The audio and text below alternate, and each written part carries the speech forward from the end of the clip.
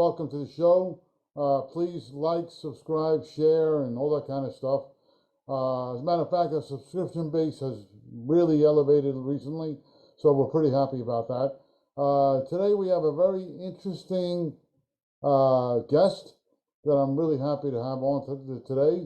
He's a private attorney in Chicago. His name is Joseph Lopez, the Shark, better known. I hope he doesn't bite me any time soon. So we'd like to welcome to the show. Joe, thank you very much. Hey, what's up, everybody? Everything's good. Good, man. I'm very interested in interviewing you today. I compiled a couple of questions, things, and because I want to like educate the people a little bit about yourself, things like that, and I'm going to dig into a certain amount of questions. But the first one I want to touch upon is the fact that you actually you're a criminal attorney, obviously, but you started off as a divorce attorney first, and then it segued into criminal attorney. I know it was because of a case about a woman that you represented, who was found with like a kilo of cocaine or something. So, give us a little bit of a background on how that whole thing turned out. Well, at the time, in 1984 and 85, there was the Gray Lord investigation going on here in Chicago. All the criminal defense attorneys in the city received grand jury subpoenas from the federal court, even if they didn't do anything wrong as part of the investigation.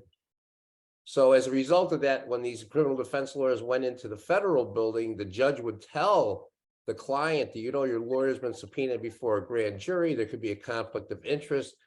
So one of the guys that was with the Cali cartel group sent me in because he didn't want them to know, and he's very embarrassed about it. It was 5 kilos.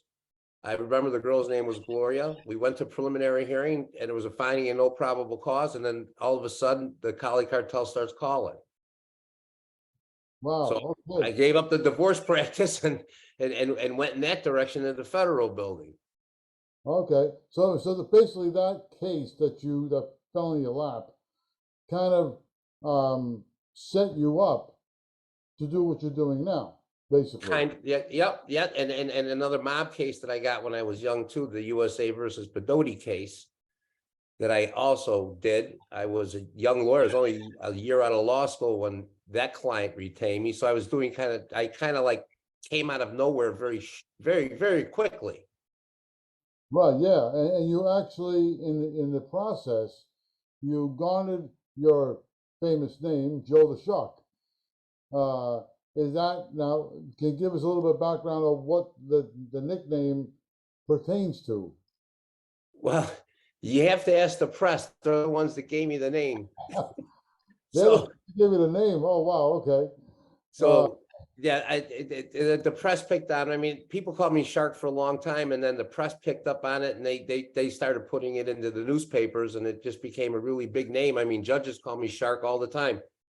But when I was younger, I mean, I always was fascinated with sharks. I always had sharks. I had a shark tattoo, shark license. I mean, I had everything. But the press took it. The press took it, and they propelled the name. It was a brand. It's still branded. It's branded on my SAG card. It's got Joseph the Shark Lopez on my SAG card, on my page. So I've had it for a long time. Interesting. Okay, that's pretty cool. I thought it had something to do with your antics in court. That's what I thought it had something to do with. So that's totally different than what I thought. But I'm sure people. Well, I think that's why I think you're right about that. I mean, the press called me after seeing me do a couple of things. Oh, okay. So it does have something that's somewhat to do with your. Yes. Okay, I got you. You have represented a lot of interesting characters.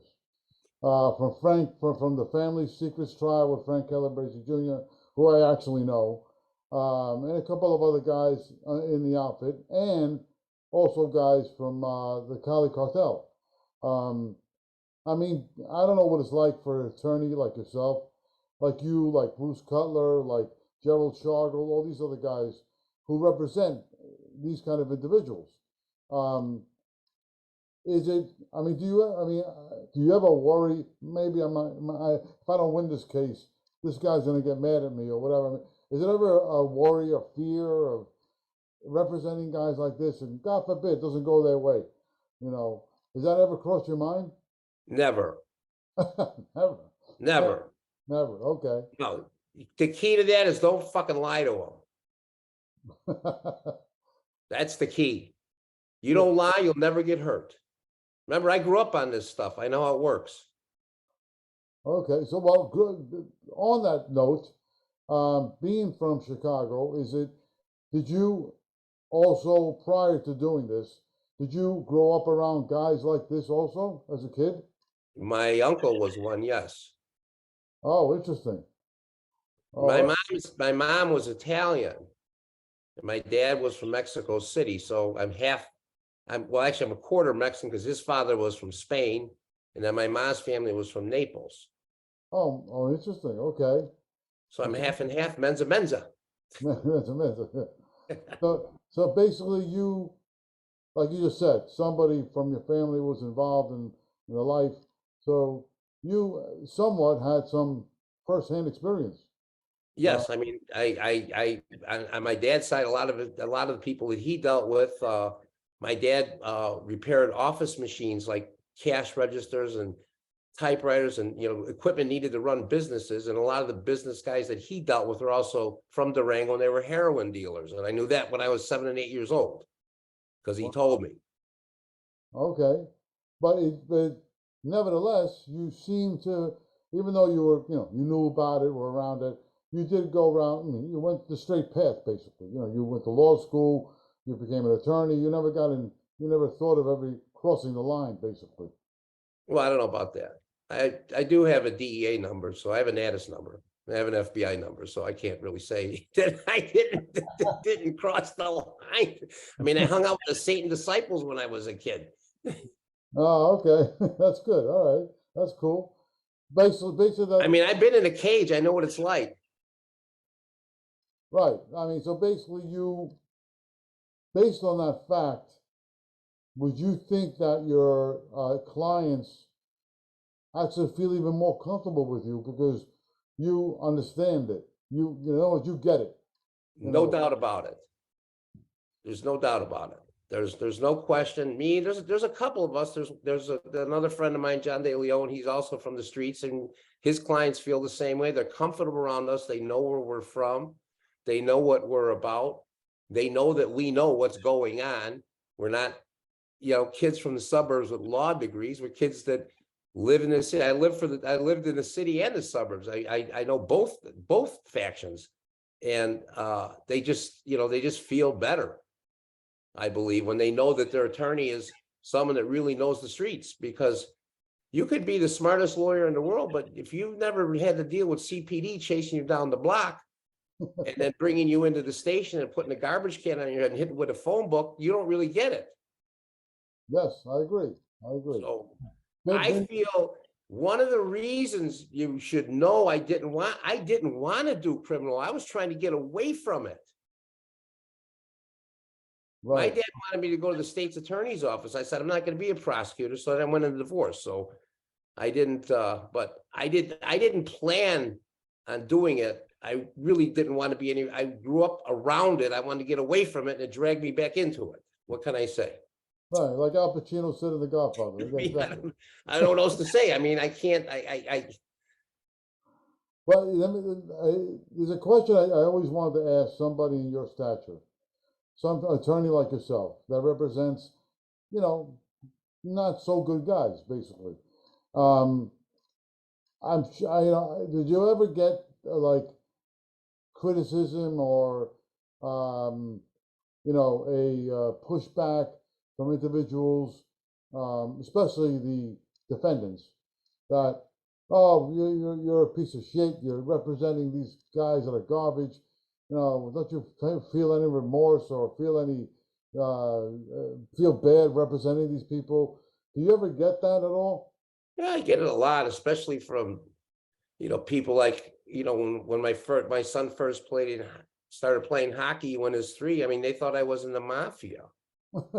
So I mean, yeah, I get pushback all the time, and I tell people, look, I'm not in the morals business. I'm in the legal business. That's a question between the defendant and God, not me. I don't judge the client. I don't tell the client don't do it again. I don't yell at the client. How come you're so stupid like some of these lawyers do? I listen to what the client says, and I try to work around whatever the client says. But I tell people all the time, it has nothing to, I don't have any remorse.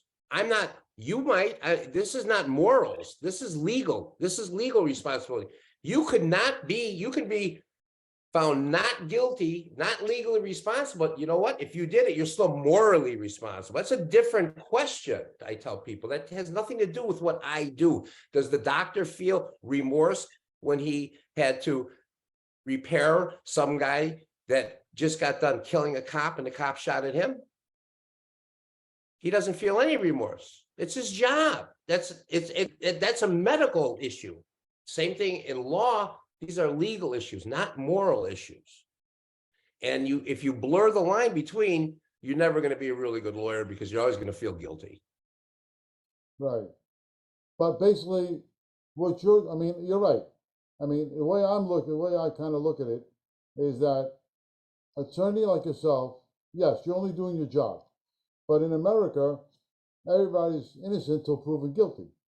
So basically, there's nothing to do with moral here. It's you're representing somebody to do the best of your ability to prove that he's possibly innocent. But if that doesn't happen, then it doesn't happen. You know what I mean?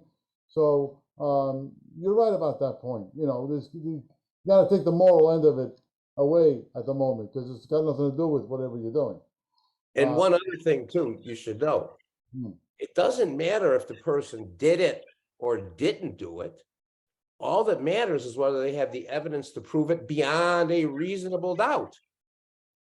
And if they can't prove it beyond a reasonable doubt, then the jury has to find you not guilty, even though they may think you did it. I've had jurors tell me, I think the guy did it. I wasn't sure. Wow, okay. And if they're not sure, that's not proof beyond a reasonable doubt. Remember, we don't prove anything. The state has to prove the case. Right, that's interesting. Okay. Okay. Yeah, based on that idea, I know you were somewhat involved with something called the civil asset forfeiture, where it's when the government wants to take stuff away, they want to seize assets from a certain whatever, maybe a mob guy, maybe it's just a career criminal or a Colombian guy, a cartel guy, and I think you were somewhat successful with working with a committee on that specific rule. Was that still in effect? Is that still the case? Yes, when I was younger, I was on the a legislative committee through the Illinois State Bar Association from the Criminal Justice Committee. We helped rewrite the statute to exempt attorneys' fees and rent and things like that. So yes, we wrote the statute. It's still in effect. They enforce it all the time, especially if there's drugs in the car. It's part of the business. The dope dealers know it. Everybody on the street knows it. If you get caught with dope in the car, they're going to take the car. You might be lucky if it's not your car. They may just hold it for a $2,000-3,000 fine. If it is your car, they're going to take it. I had a client, they just took his brand new Cadillac. It was a month old. He's like, I'm not going to get it back. I go, you're not going to. It's a 2022. He's got a note on it. So if you don't pay the note, you're going to default. It's a bad thing. Ah, okay. It's a bad thing. It's BS. Well, how about when they seize? I know this because it happened to one of my relatives. He went away for 8 years, and they took away his daughter's home, 2 of his daughter's houses. As you know, they forfeited. They took away because they claimed it was made with illegal, illegal money. So, which I was really shocked. They didn't touch his house because it was under his wife's name, so they didn't touch it. But they took his 2 daughters' houses, and I was stunned. And his business, forget about it, business was gone. So when I read this about what you did, this is only in Chicago, right? It's not. It's not used in any other state. No, this is in Illinois. Illinois, right? The feds have their own statute. 841 for drugs and they organized crime guys, they take everything. Right, yeah, yeah, pretty much. They take everything. They take everything. They reach and you know when they have what they call substitute assets as well. But a lot of times I just was involved in a big money laundering case with a group of guys that were involved in retail thefts, you know, millions of dollars worth of freaking Advil and razor blades, stuff like that. And they took everything. They took the house, they took the kids' cars from him, the high school kid's car. The feds took it from the kid because the dad bought it. I mean, they're heartless. Wow, that's You crazy. think drug dealers are greedy? The government's more greedy than any dope dealer I ever met in my life. Now, the fact that there's no way of stopping them from taking stuff like this, Nope, legal? nope. There's no way to stop it. If they prove that it's part of a conspiracy and that they can trace the assets to illegal income, they are going to take it, and they're going to take stuff. I had another client, another outfit guy who did his time, didn't pay his fine. They snatched his pension. My wife calls it the biggest collection agency in America because she does a lot of those civil things. And she has to go up to the 7th floor and deal with these U.S. attorneys. She goes, it's brutal up there. It's a big collection agency. But they took the guy's pension to satisfy the judgment. We went into court. There was nothing we could do. We did all the research on it. We did everything. It was automated. Judge said, you guys can't do anything. Wow, that's crazy. So, yes. That's nuts. It sure is. Well, regarding guys from the guys you've represented from the outfit or from from the Cali cartels, whatever, is there any? I mean, I don't know if you want to mention names or not, but is any specific client that was, I think, the most interesting or most some a client that really had an effect on you in some capacity? I mean, not really that I can think of. I mean, I mean, I've lost cases that I've felt bad about, and I felt bad for the client. That's happened many times where I really think the client should have been found not guilty. Not that he didn't do it or she didn't do it, but they should have been found not guilty on the evidence. That makes me sad. When one thing about me is I hate losing more than I like winning. So when I lose a case, I'm miserable. Even if there's 100 eyeballs, I think I'm still going to win it. I mean, I psych myself up to this plateau. It's like, when I was younger and we boxed, boxing at the YMCA and stuff, and I have to go up against a 6-foot guy and I'm 5'5". I just went in there and tried my best. That's all you can do. It's the same thing. You swing away, but you think you're going to win. You think you're going to be able to hurt the guy, do something to the guy. You know what I'm saying? The trial's the same way. I mean, a trial for a lawyer is a very big deal. It takes a lot of hours to prepare for a trial. It's a very big deal. And it's very emotional. A good attorney finds it very emotional. Some lawyers will say, well, I got to do a jury trial because my client's guilty anyway. I want to fucking smack the guy in the head. Like, who are you? The prosecutor? You're supposed to be the defense lawyer. Why are you saying that? Or guys, when they lose a case, oh, he was guilty anyway. What's that got to do with it? Just excuses. No, I see. There's a lot of excuses out there. Well, maybe they're just sore losers. That could also be the case. That could be the case. Yeah.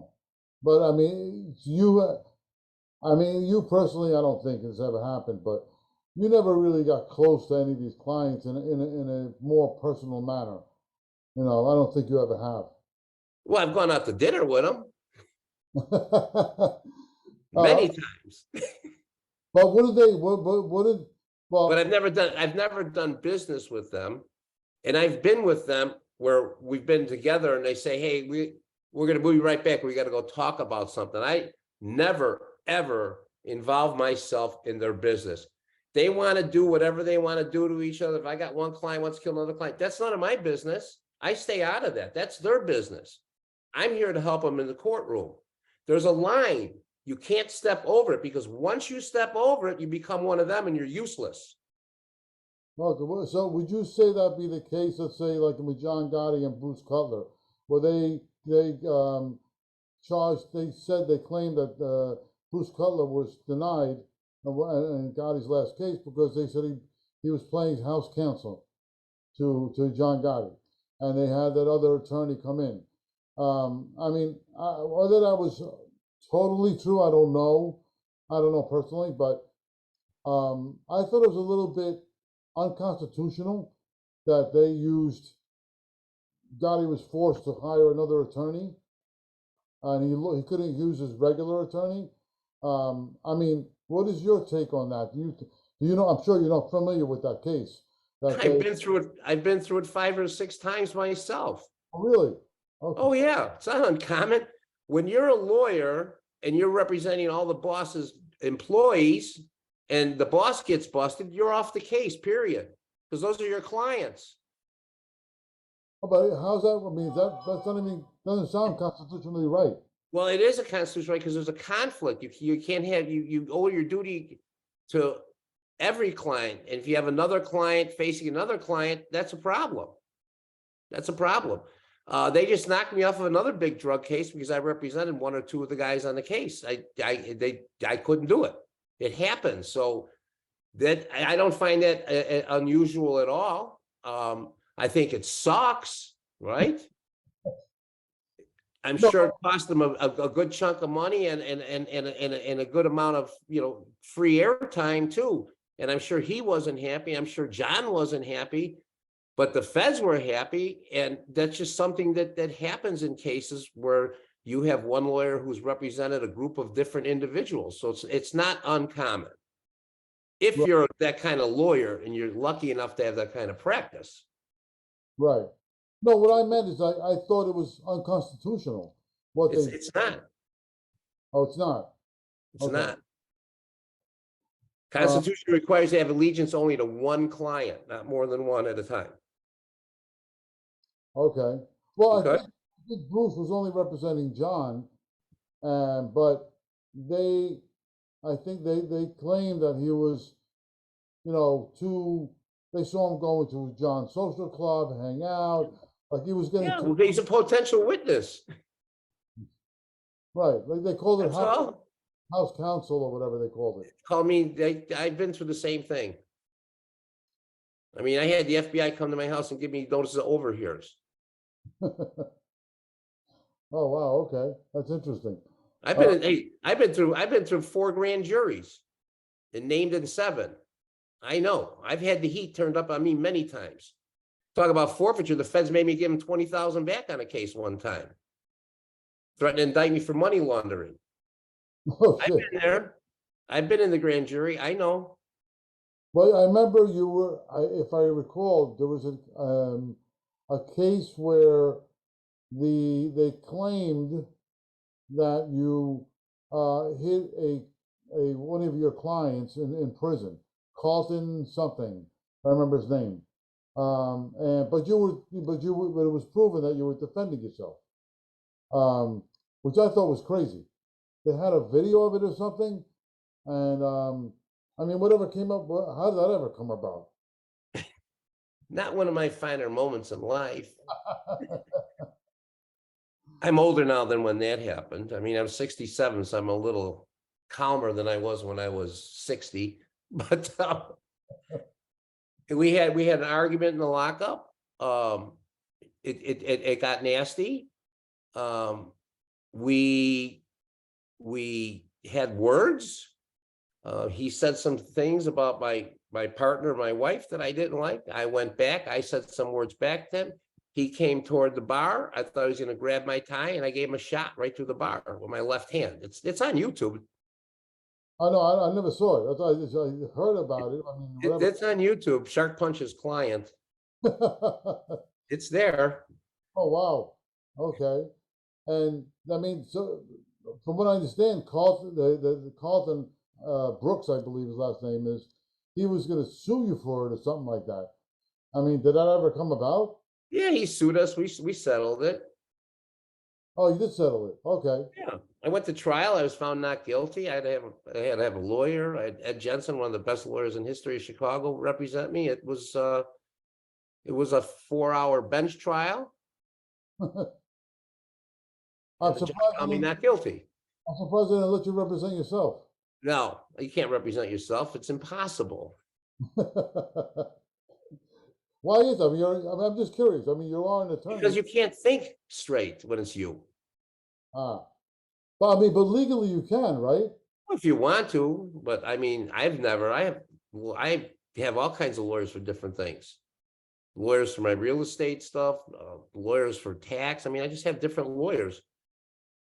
Doesn't that feel kind of funny that you're an attorney and you have somebody representing you? Like it's almost like It's common. I mean, I just finished representing a lawyer, and it happens. I mean, it just happens. I've represented a lot of attorneys. wow, that's interesting. I mean, I've seen it on TV, but I never thought it was actually real. That's actually could be done. So that's pretty funny. Um, you had a situation um, where I forgot it was not this. It was something different than this with Carlton Brooks. It was another thing, another case. I think it was the one you were talking about, I believe earlier. Something about you were being accused of something to do with the outfit, and I mean you were found not guilty, obviously, I believe.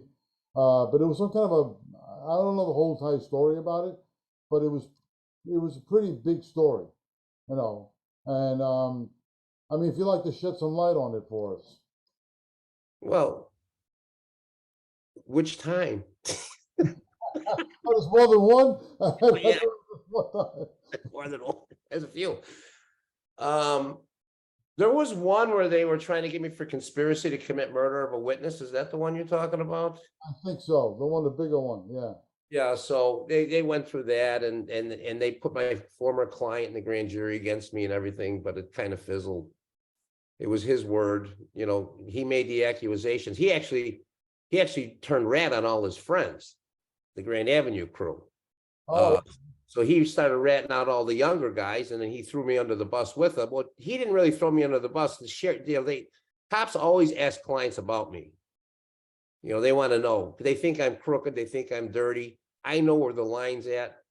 I play as far as I can toward it. They can think whatever they want, but there ain't no way in fucking hell I'm crossing it because I want to keep working. I've had opportunities to make millions of dollars with clients, marijuana deals, cocaine deals. I'm not into that. That's not my thing. I went to law school. I would have just kept doing what I was doing if I wanted to go in that direction. And, right. Quite frankly, I've had lawyers commit crimes with their clients, and I'm like, I don't yell or anything, but it's like, I'm thinking to myself, what the fuck is wrong with you? I mean, honest to God. I mean, you think about it, but on the outside in, I'm very close to a lot of these people, and it looks like I'm one of them. And, this is what they think. And they can think whatever they want to think. They haven't been able to prove anything because I haven't done anything. I've been to these grand juries and nothing's ever happened. Wow, what a waste of taxpayer money. Yeah, well. There's also another interesting thing that I read about, found out about, is that they have a song about you that a drug it's a Cali cartel guy, I believe, or a Mexican guy. They put out a track about you helping them with their case, and the song's about the case. Um, can you tell us a little bit about that? That's pretty. Okay, well, after I was with the Cali cartel. You got to remember, I started in 1984 during the cocaine explosion, and I got in with the Cali cartel. Plus, I was doing a little bit of heroin stuff for the Durango families. So what happened then? The Mexicans are bringing in the shitty brown heroin and fucking marijuana with fucking sticks and stems and seeds up the ear, but people were buying it. That's all that was around at the time. So I was doing that plus the cocaine with the Cali guys.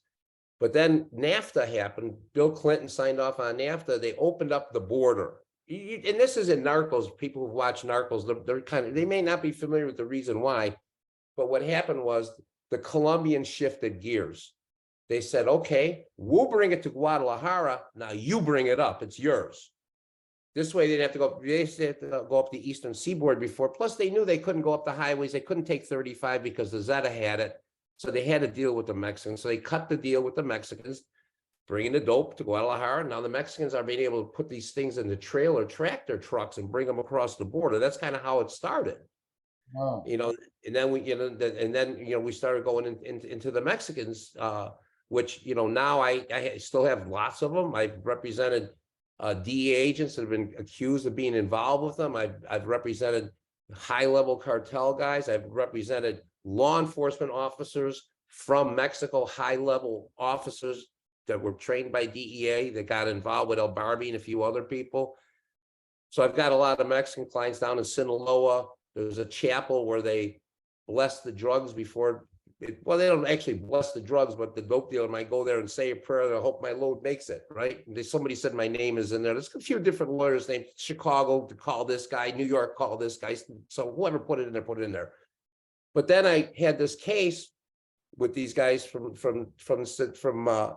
Michoacan, the Michoacan cartel, which is a new generation cartel, and it was the Kilo case. And my guy delivered the Kilo case, and I was able to successfully argue entrapment to an all-white jury on top of it in the suburbs of Chicago, who found him not guilty. Wow. As a result of that, they wrote this song about me and him. So the song is about me and him and how he got arrested, how his friends turned him in, how I sang to the jury, and how the jury found him not guilty. So it's a narco corrido. What's the name of the song? I'm not. I think it's Attorney Joseph Lopez. That's it. No. They some of these guys played in some of these Mexican bars in the city and stuff. Oh my God, it's funny. So when you found this out, when they cut this track for you, I mean, what kind of I can imagine what you were thinking.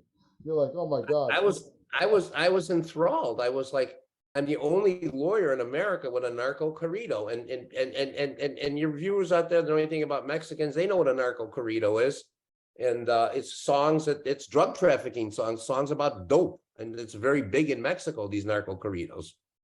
Wow, that's really funny.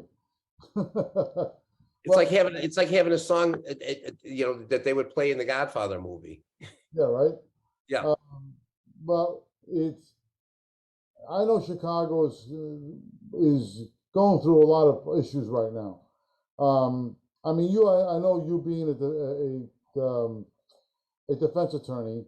I mean, I know you're not a person that condones crimes or condones any kind of violence, but Chicago is going through a very big upheaval, criminal. I mean, there's a lot of, it's chaos pretty much.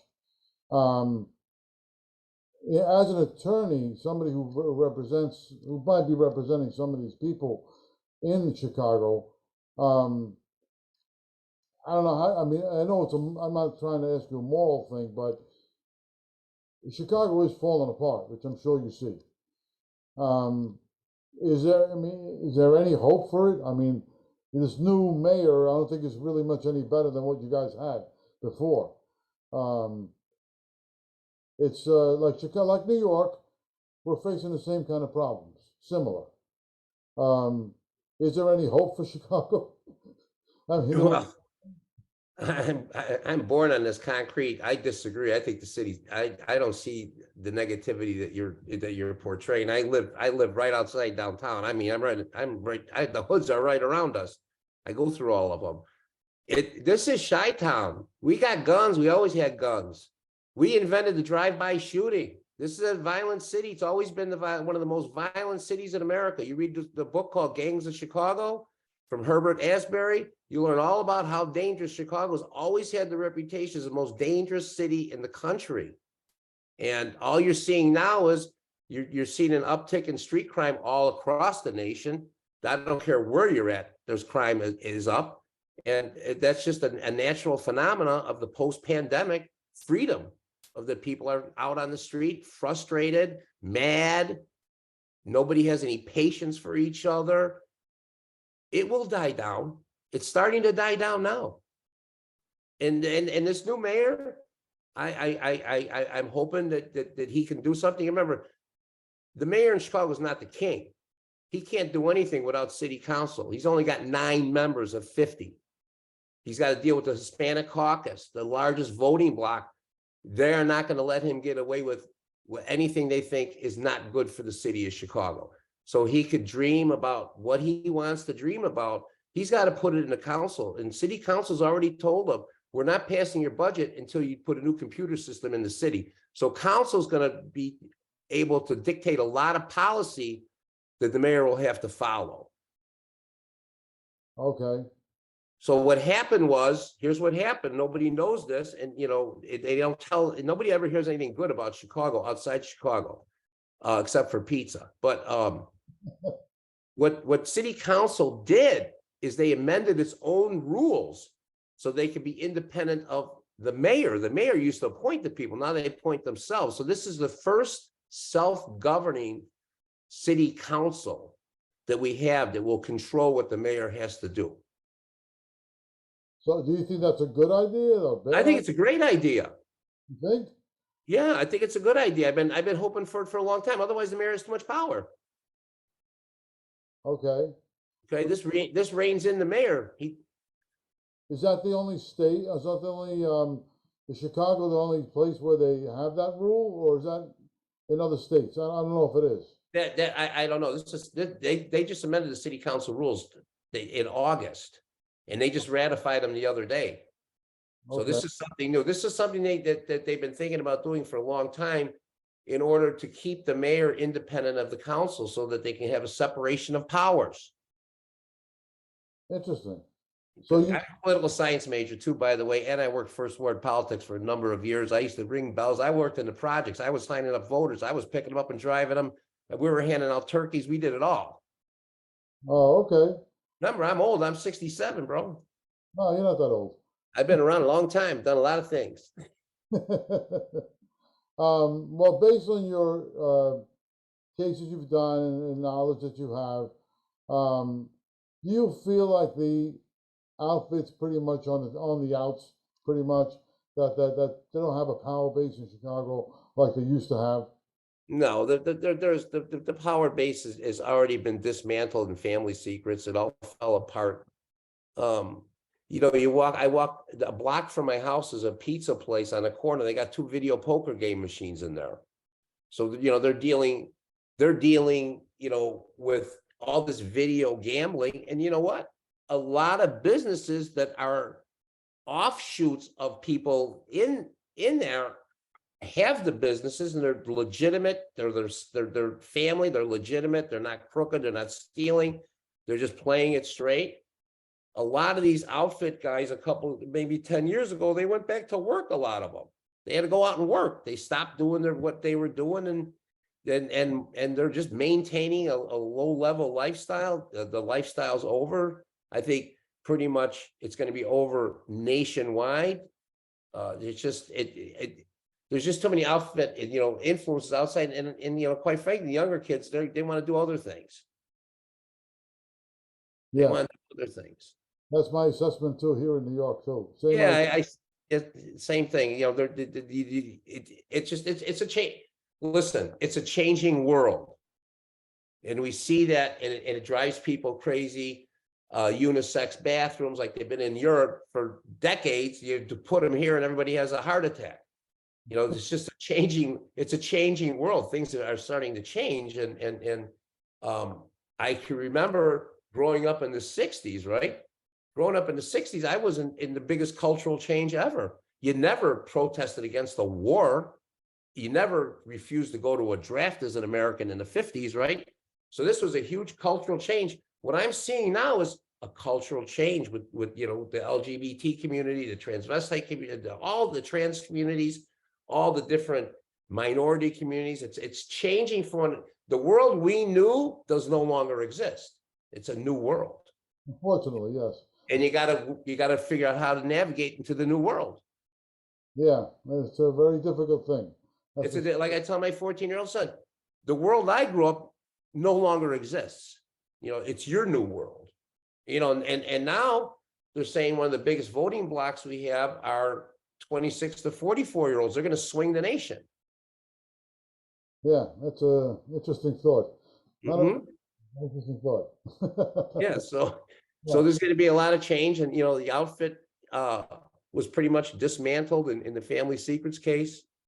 And there's kids in the suburbs doing this, that, or whatever. They had one or two extortion cases in the federal building. But before, being able to control judges, being able to make things happen, all that's gone. right. Well, you were involved with the family secrets trial, of course. Um, that and you were representing, I guess, um, Frank's father, if I'm right. Frank's father, yes. That must have been an interesting situation. I mean, I know Frank Jr. and I mean, talking to him and then talking to you is pretty funny. Uh, he never mentioned you, but he did say it was a pretty interesting trial, a very emotional one, very difficult one, even for him.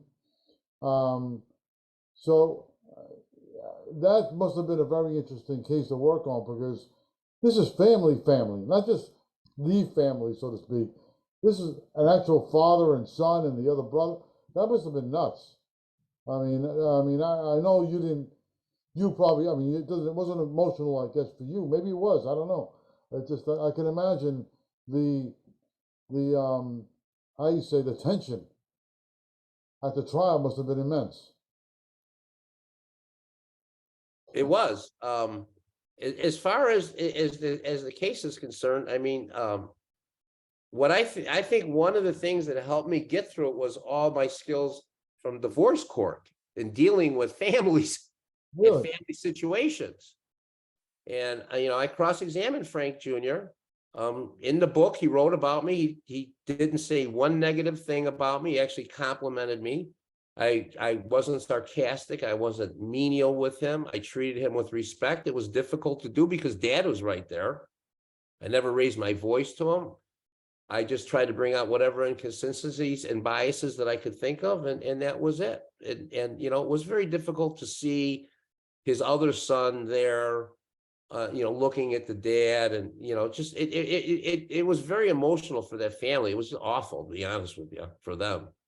Yes, I could imagine. It was awful for them because they still love each other. And you basically you were like in the middle between. I was in the middle. Kurt would always talk to me. I mean, it was just, I felt I felt like I was part of their family, to be honest with you. Because I got involved in the family business. It was kind of, I guess it was kind of emotional. I mean, I liked all of them. Was that? Would you say that's one of your more difficult cases that you took on? I would say yes. Yes. That and the Drew Peterson case, those are the two big ones I can think of. Right. Drew Peterson was a convicted murderer, correct? Yeah, he was a ex-police officer that, went on Larry King and did a tour, and his wife was missing, and eventually they indicted him for him. We went to trial on the case. I was one of, 12 lawyers, but I did the closing arguments. So I was one of the principal lawyers. I did all the heavy duty cross-examinations. I took a lot of heat in that case. I made a witness cry. I wrote about it in the newspaper. You know, those kind of cases, you sometimes you just got to get down and dirty, and it just happens. Right. But from what I understand, you're not a trial attorney has, like, again, I'm bringing up somebody I do know, like Bruce Cutler. Has a lot of antics. He's very animated and very loud and boisterous. From what I understand, from what I read about you, you're not that. That's not your style. No, that's not my style at all. I'm like the old Sicilian, getting up behind your back and stabbing you with my stiletto, 11-inch stiletto. You can't see it coming. I'm going to give it to you, but I set you up for it. Mine's more an intellectual thought. You know what I'm saying? Yeah. So When I'm writing out questions, I'm trying to think what the witness is going to say the answer is. So you're the calm before the storm. Correct. I mean, I'll get animated if somebody starts going sideways on me, Right. Okay. but I Interesting. try to control the witness. One thing I know from the street, if you yell at someone, they yell back at you. Obviously. Yeah. So yelling at the cop is not going to help. Yelling at the witness is not going to help. I mean, it's like you said, it's antics, but if you really want to get to the point where you can use it in the closing argument, you got to set up nice and slow, have them admit stuff that they think later, I should never admitted that or something. It's a chess game. Of course. I'm just wondering, I mean, I do ask this to other people I've interviewed that are artists or authors or whatever. Is there any attorney before you became what you've become? Was there any attorney that you looked up to, that you aspired to, or that inspired you to do the work that you do? Perry Mason. You kidding, Perry right? Mason. I grew up on Perry Mason. That's one of the reasons I became a lawyer. I liked Perry Mason when I was a kid. My dad's like, you should be Perry Mason. You got two left hands, but you don't stop talking. Because my dad was able to work with his hands. I can't even hang a picture. But yeah, from what I understand, lawyers in some way are almost like actors. They're on a stage, correct? And they have to somewhat act to some degree. Well, it's more like selling cars. You're trying to get someone to do something they don't really want to spend on.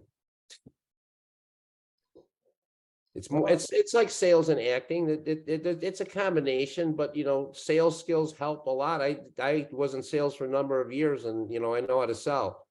And the more you have to sell the story to the jury. Right, you're pitching something that's got to work. Yeah, right. exactly. Yeah, Exactly.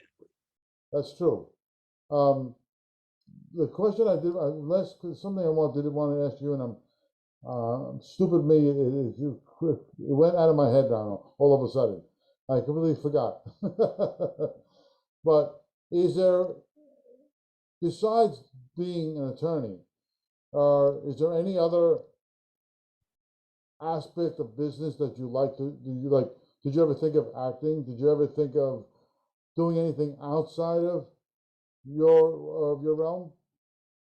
Well, I mean, I was on Chicago PD and I worked TV, and I liked it, but it was kind of boring. So I kind of gave that up. I didn't like sitting around for 12 hours a day doing nothing. I got to be doing something every minute. I'm not the kind of guy sitting around doing nothing at any time. But my dream would be owning a Mercedes dealer. That would be my dream job. Mercedes dealer. Oh, that's funny. Well, Yeah. have you ever thought, because you've worked so many interesting cases with so many interesting individuals, have you ever thought of penning a book about all your cases, work you've done? I've thought about it all the time. I just can't do it. Well, you must be a great writer. All attorneys have to learn. I know, but I don't have any time to do it. I'm working on everybody else's cases, not mine. I just don't have the time to sit down and focus on that. Oh, because I think that would be, I don't, what I did yesterday doesn't matter. It's what I'm going to do tomorrow. So I don't, to me, writing a book, big deal. Who's going to read it anyway? But, I don't, oh, you'd be surprised. It's not something, I mean, I don't like to blow my own horn. So it's not one of the things that I, think of, you know what I'm saying? Right. I'd rather write. I have some great stories in mind that I like to pitch as, I've taken notes. I've seen enough screenplays.